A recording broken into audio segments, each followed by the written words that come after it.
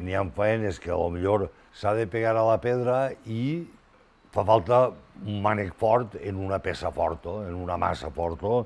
Això podrem estar parlant que, per exemple, això, no? Arribarem a agarrar un ferrament que siga fort, que tinga colp, per fer la màxima eficàcia en la menys feina possible. Així tenim una massa que per este costat serà per esclafir la pedra i este per fer-li el camí per on volem esclafir-la. Veurem que és un mànec fort i gros en una peça i en una massa més forta i més potent, perquè el colp siga més eficaç. Anem a treballar en pedra.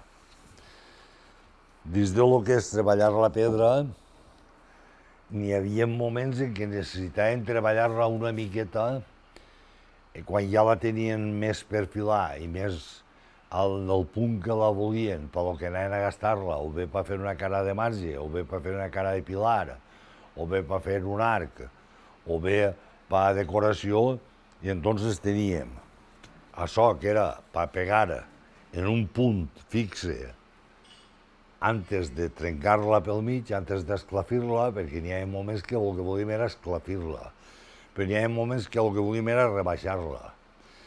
En estos colpets es rebaixava i per este costat que té les dentetes estes feia de buixarda. La buixarda volia dir que quan la pedra ja estava més o menys formada, a lo que volíem, la picaven per fer-li uns xicotets foradets i picar perquè fora més bonic i es ressaltara més el que la pedra era en si. Això era tipus buixarda.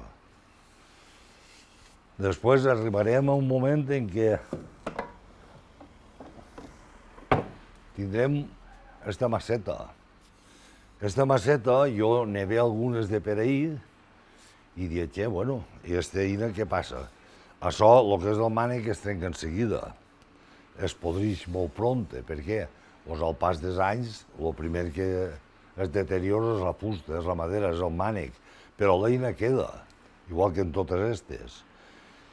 Clar, ara al donar-li la utilitat i estiguem parlant amb certa gent que coneixia bé aquest tipus de martellet, de masseta, això era per col·locar els adoquins a les carreteres, perquè de parat li pegaven el colp i pegaven molts colps seguits, perquè era seguit estar-hi pem, posant. Prou eficàcia i tenia una cosa que és curiosíssima. Quan vam estar fent esforç de calç de Luchent, resulta que teníem un parell de massetes d'estes i els que les havien gastades ens van demostrar la eficàcia que era per seguir tan xocoteta lo bé que esclafia. És a dir, si la pedra no era molt grossota i molt redona, que ja estava ella esguellar, això per acabar-la de fer i fer ripio era boníssima. Trencava molt, tan xocoteta que era. Això és un mànec de margenor, on per un costat té el pic i per l'altre té el pla. Depèn del que volgueren, si volien esclafir-la en llesqueta o volien rebentar-la en colp. Estos ferraments s'han gastat molt per margenors i eren molt eficaços. No són iguals que la masseta que gastaven els obrers. La masseta que gastaven els obrers per tombar-hi, en l'escarpa pegar-li, igual tenia que fora un costat que l'altre, eren les dos per igual. El que tinguera dos parts és perquè així el colp, això li donava pes i el colp era més fort. És a dir, li fa contrapès això damunt del colp. Així tenim una massa, que esta sí que serà de no sé quants quilos.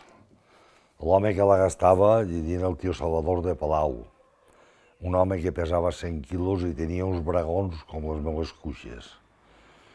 Era molt valent i no li molestava portar este ferrament, que este ferrament era pas que havien menjat bé, pas que estaven bragats. N'hi ha una dita que el pare té massa per tots, i la massa que tenia el pare per tots era precisament esta.